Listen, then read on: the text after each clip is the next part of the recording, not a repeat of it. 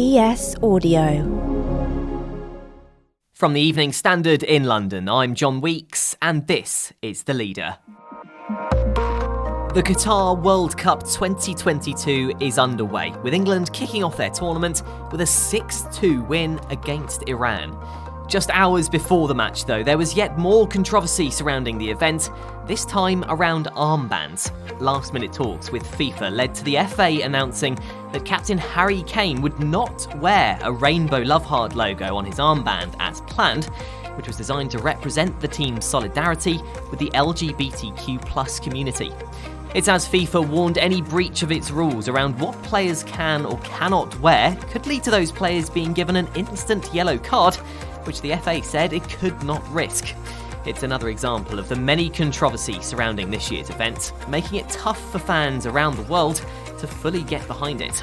Joining me now is the Evening Standard's senior news correspondent, Anthony France, who is in Qatar for the World Cup. So Anthony, first of all, what is the atmosphere like? Does it feel like a normal World Cup? Well, this is like a World Cup like no other. The atmosphere is building very slowly.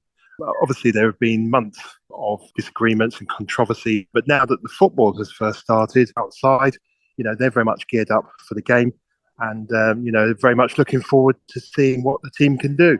Can you sort of describe what the infrastructure there is like? Well, I mean, it's very glamorous and very big. There are 7 stadiums that have gone up, full, state of the art. I think the Qataris spent something like £200 billion.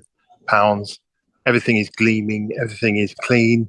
It's certainly second to none. And I think, judging by what we've seen so far, the Qataris are determined that they are going to put on the biggest sporting event in the world. And have you spoken to fans there about all the controversy around the event? Amongst England fans, there's a lot of confusion because back at home, it's very, if there's something that you believe in, you're pretty much free to say what you do and protest. Over here, it's very different. So, I think people, not angry, but they're just a little bit confused because things that we, I suppose, take for granted are just not possible here in Qatar. Obviously, the latest controversy is around teams, including England, now choosing not to wear the One Love armbands. How have fans reacted to that? Obviously, fans from the UK cannot see a problem with promoting diversity or promoting inclusion. So really, for them, there's a lot of confusion because, if there's something that you truly believe in, you should be able to stand up for it. And obviously, Harry Kane wanted to wear the band and he hasn't been allowed to for fear of being booked by FIFA. So amongst the fans here, there is a lot of confusion as to why Harry Kane, for example, or the other captains cannot take part in a very simple display of diversity and inclusion. Before today's announcement about the One Love armbands, I spoke with Robbie de Santos, Director of Communications and External Affairs at Stonewall, the organisation behind the Premier League's Rainbow Laces campaign. Robbie, the World Cup is coming up, and it's a bit of a bittersweet situation because of the circumstances around the World Cup itself, where it's based and the beliefs in the country. How tricky is it for Stonewall and people in the LGBTQ+ community to celebrate the World Cup this year? I think certainly celebrating the World Cup is hard for our community this year. I mean, I think the first thing to say is that lots of LGBTQ+ people love football. We follow it kind of year in, year out and support teams, support the national teams. And football's a way that we all get to kind of come together as part of wider national, local, global communities. And I don't think there's going to be many LGBTQ+ people who are going to be engaging with the World Cup this year with that same kind of pure joy and excitement that comes with football usually. I think it's just really, really hard to fully get behind and fully get into a tournament that is taking place in a country where it is illegal to be LGBTQ+ and where our siblings are persecuted kind of day in, day out for being who we are and trying to live our lives. So I think no one's really going to be kind of fully getting into the spirit of the games this year. And it's been a conversation in the lead up to the World Cup for a long time now. MP James Cleverly. He sort of advised people from the LGBTQ plus community to sort of flex and compromise at the World Cup. What did you make of those comments? So I think those comments were clumsy, and it was very clear, I think almost immediately afterwards, Number 10 issued a kind of correction or build on those comments and kind of distancing themselves from them. I think with all of this, it's really easy to get kind of focused on the experiences of LGBTQ plus fans kind of going to the tournament. And we're obviously very concerned about those, but I think it all kind of distracts from that kind of bigger picture of what is it like to be LGBTQ plus in Qatar day in, day out.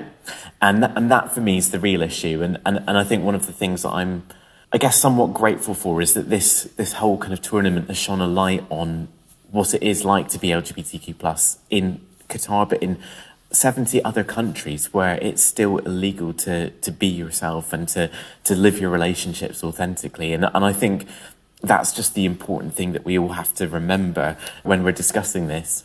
One of the suggestions has been that teams refuse to play in the World Cup, refuse to take part in countries where these sort of views exist. Does Stonewall sort of support that idea, or do you think it's actually more powerful to go to the events, take part and raise awareness of issues that are actually there? So, I mean, what we're talking about here is, do you boycott or do you kind of engage? And I think there's space for everything. But for us at Stonewall, we think the progress can be made by showing up, by having public conversations, by having private conversations, and kind of, I guess, setting an example of what good inclusion looks like, what we value in society. And I think that's why, I think it's absolutely right for the England team and the Welsh team to go there and to show up and to take part. And as they are doing, to make that statement, and make that statement in a way that's respectful. It's not adversarial. It's just saying this is what we stand for, and we want to send that message to the world.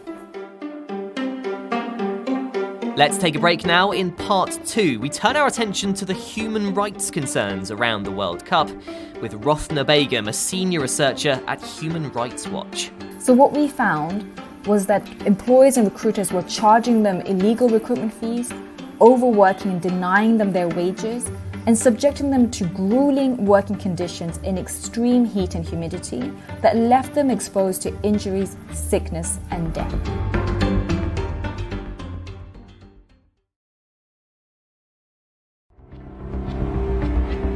Now, as we shift our focus to the human rights concerns around the Qatar World Cup, I'm joined by Rothna Begum, senior researcher at Human Rights Watch. So Rothna, there's been so much discussion about the human rights issues, particularly around those who built the stadiums there. First of all, can you just give us an idea about what we know about those people and how they've been treated? When Qatar was awarded the World Cup back in 2010, FIFA awarded it without doing any due diligence in determining what the conditions were going to be for millions of migrant workers that were going to be needed to build the infrastructure for the World Cup. And since then, in the past 12 years, Qatar has recruited millions of migrant workers, but many of them have faced abuse and exploitation at the hands of employers and recruiters. And that's because the authorities have failed to ensure adequate labor law protections for them, but also because they had what's known as the kafala system. This is a sponsorship immigration system in which workers essentially were tied to their employers for their legal status, and they couldn't leave them at any time, which meant that employers could abuse them at will. So what we found was that employers and recruiters were charging them illegal recruitment fees, overworking and denying them their wages, and subjecting them to grueling working conditions in extreme heat and humidity that left them exposed to injuries, sickness, and death. Now, hundreds of thousands of these workers who are male laborers were actually living in these labor camps in squalid conditions. And there were also migrant women. They would be in separate accommodations, but they also faced curfews and confinement. And I understand that you're calling on FIFA to compensate the families of those who did die during the building process, not just of the stadiums, as you mentioned, but, the whole infrastructure. Have you had any conversations with the footballing body at all? We have been speaking to FIFA, advocating with FIFA, writing to FIFA about committing to a call on compensation for migrant workers and their families. FIFA is set to make billions in revenue from this World Cup. So the money is there, that's for sure. The problem is that we have migrant workers who paid to work in Qatar and whose free labor sometimes helped build much of the infrastructure that we see today. Those workers are owed their wages. Those who died in uninvestigated circumstances, their families are owed compensation to at least alleviate them from the financial distress that they're currently going through. FIFA has yet to come through on committing to a remedy call. At the same time, the Qatari authorities are batting away this campaign for compensation as a publicity stunt and calling critics racist for doing so. Now, that is absolutely atrocious when the authorities themselves are implementing a racialized labor structure that means the vast majority of those who faced abuses came from South Asia and Africa. And these workers continue to suffer today because of the fact that they went to Qatar and wanted to realize their dream of bettering their lives and their families. All they wanted was to make sure their kids could go to school. And now we have families telling us that they're not sure they can send their children to school. They're not sure how they can put food on the table because their loved ones died and they were not compensated when that happened. And we've seen criticisms of the likes of Gary Neville, for example, for going to the event to work. He said, he can raise issues in the country while working out there, while commentating.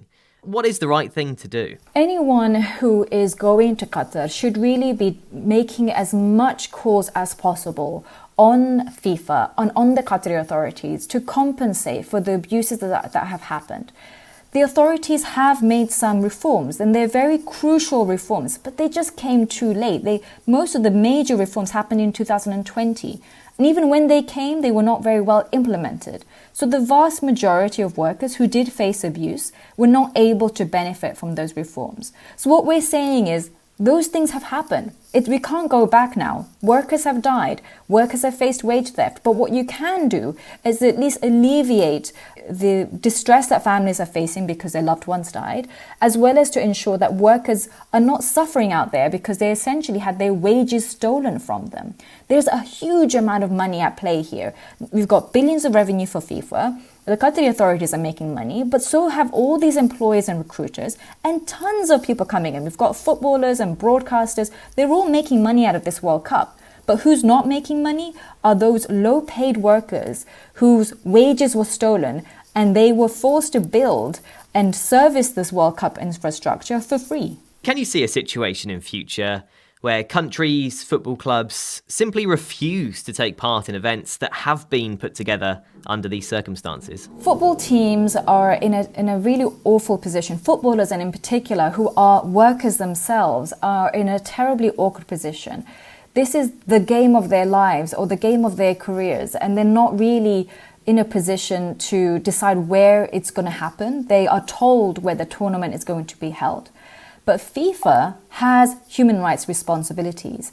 They are now, under their own charters, expected to do due diligence on the human rights situation of the place which could host this tournament. So going forward, what they didn't do in the past, they must do going forward, which is to ensure that any country that is bidding to host the World Cup must go through an assessment on their human rights record so that it's clear that this World Cup will not actually create further abuses or be built on abuses, and that the World Cup can happen with the protection of all human rights. What's happened in Qatar happened because the FIFA authorities did not do its due diligence. There was nothing in there about human rights, particularly of migrant workers. They cared about the extreme heat for footballers and fans and looked at air cooling stadiums, but they didn't care about the many migrant workers who would toil in the same extreme heat to build for years the infrastructure for that World Cup.